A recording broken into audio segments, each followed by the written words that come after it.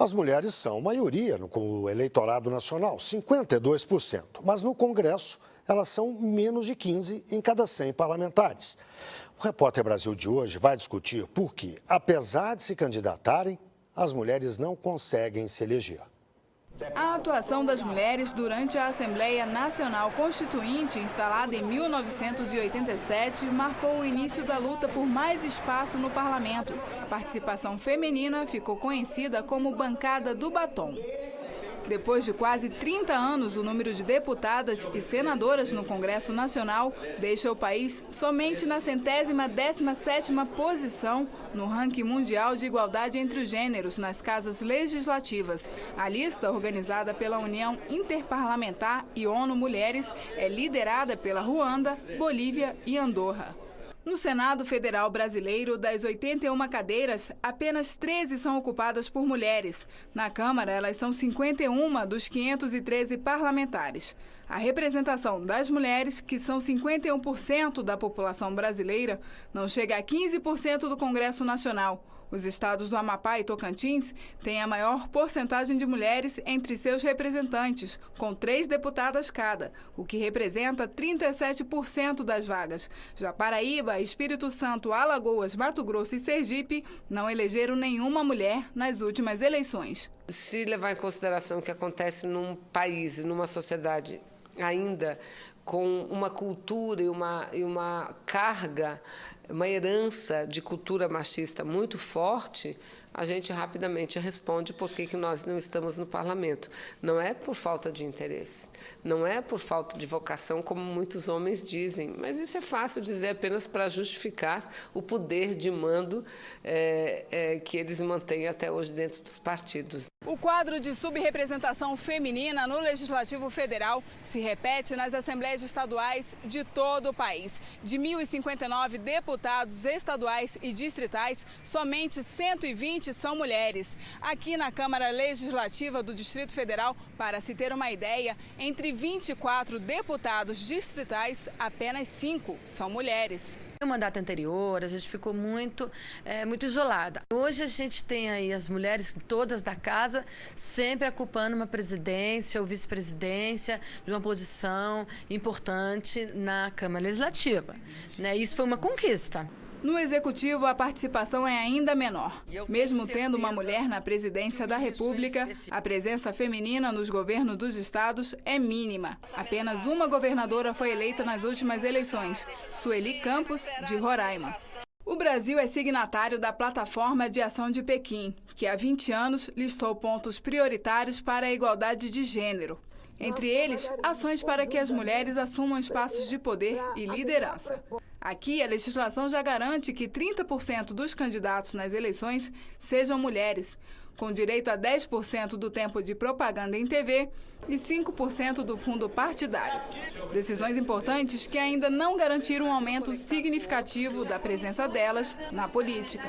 Você tem que fazer uma reforma política para garantir que todo o sistema permita e tenha ações afirmativas para garantir a participação e a eleição das mulheres, porque nessas últimas eleições as mulheres participaram, 30% das candidatas foram mulheres, mas o sistema é feito de um jeito que as mulheres participam, mas não são eleitas.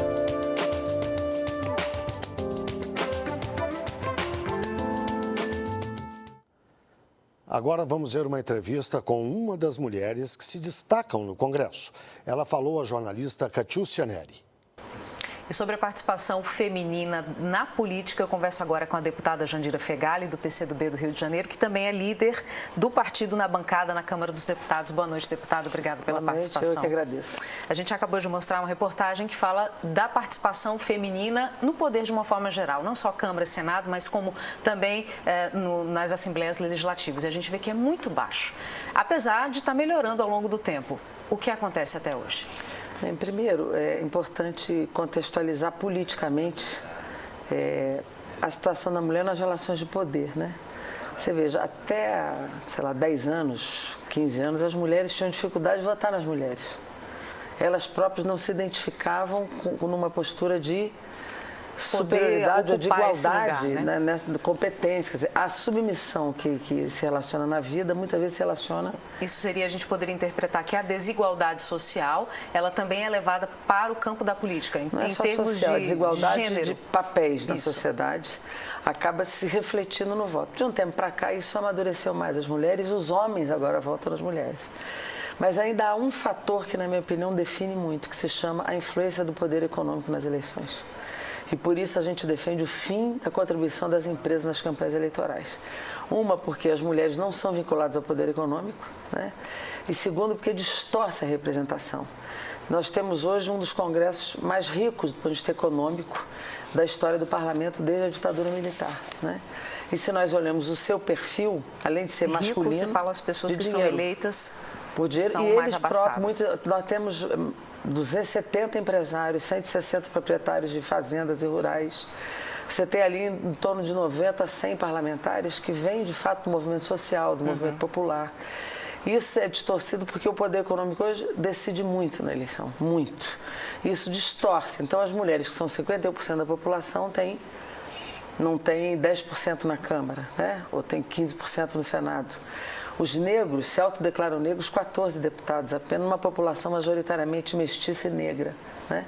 Então, são subrepresentações que derivam muito da decisão, que é consequência do poder econômico também. Isso quer dizer, então, que as empresas preferem apoiar candidaturas masculinas. São relacionadas ao poder e ao poder econômico. E tem outro aspecto que é o partido. Os partidos valorizam pouco ainda, na maioria, a presença das mulheres. Muitas vezes essa cota de 30% nas chapas, que é obrigatório por lei, são apenas cartoriais. Não há campanha de fato, não há apoio. Existe essa cota, mas apoio mesmo falta para Não é real, não são campanhas prioritárias na maioria dos partidos. E o que acontece? Por que existe essa falta de apoio? Eu acho que é uma cultural, falta de confiança. É um processo cultural, econômico, que vem se arrastando ao longo do tempo, que vai melhorando. Até hoje, uma presidente da República mulher, né?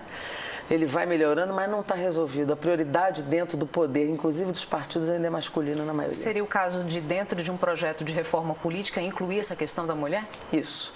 Tem duas propostas que possibilitam essa melhoria e que muitos países já utilizaram.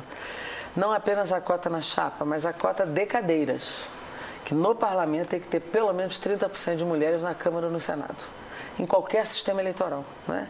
Num sistema de lista, por exemplo, a proposta é alternar homens e mulheres na lista partidária, se for voto proporcional de lista fechada. Mas qualquer outro sistema, nós temos que reservar o espaço não na chapa, mas na Câmara e no Senado. Só eu tenho um dado aqui para informar, hoje são 81 senadores, apenas 13 são mulheres. Para que tivesse pelo menos 30%, teria que ter lá 24.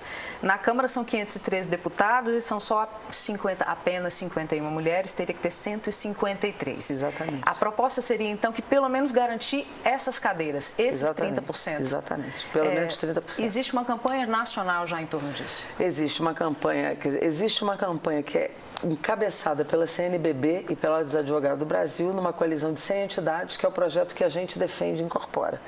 Veda financiamento empresarial, faz a alternância entre homens e mulheres, fortalece os mecanismos de participação popular, plebiscito, referendo, iniciativa popular, e estabelece voto proporcional em lista. Mas, independentemente do sistema eleitoral, nós estamos fazendo atos no Brasil todo, bancada feminina da Câmara, no movimento social, para garantir a cota de 30% das cadeiras, não na chapa, em qualquer sistema eleitoral que venha a ser aprovado. A gente está falando aqui do legislativo, mas, por exemplo, do governo estadual, a gente só tem uma mulher. Que é a Prefeitas tem mais, mas o governo do estado uma só. Mudaria também essa realidade dentro dessa proposta de reforma política? Também se tirar o poder econômico, sim. Na minha opinião, sim. E é importante aqui, tem um projeto da ONU, só para lembrar, projeto 50-50, que foi lançado agora em março, que até 2030 eles querem que em todo o mundo exista metade das cadeiras no parlamento, em questões políticas, enfim, de uma forma geral de cargos, 50 para lá, 50 para cá, dos sexos, né? Quer dizer que isso é um problema não só aqui do Brasil, é uma questão mesmo... Mas de qualquer maneira, nós fazemos parceria com a Colômbia entre os últimos lugares. Você pega o parlamento cubano, tem 46% de mulheres, você pega parlamentos europeus. Então, o Brasil, de fato, está muito na lanterna, junto com a Colômbia, lá embaixo, dos últimos lugares, participação feminina nos parlamentos. E a gente espera que isso mude, que dê resultado essa proposta Até porque de reforma é importante, política. as propostas, para a Lei Maria da Penha, nós conseguimos, fui a relatora, conseguimos aprovar. Tem várias propostas que foram aprovadas, porque houve um protagonismo dessa bancada para garantir. Quer dizer, se você não Mas é tem- uma pauta que é um esforço enorme para colocar. Quando você preciso que tem a mais parte mulheres, interessada, mais mulheres para lá. protagonizar o processo, para que ganhe e convença a outra parte, que é de homens, do parlamento. Eu brinco que Brasília é o maior número de paletós e gravatas por metro quadrado que a gente vê no Brasil inteiro aqui. E a gente vai continuar tratando desse assunto, dando apoio para que mude essa realidade. E eu agradeço aqui a participação da deputada Eu é que Jandira agradeço. Fegali. Muito Agradeço obrigada muito pelas a sua explicações. disposição. Obrigada. Obrigada. Boa noite.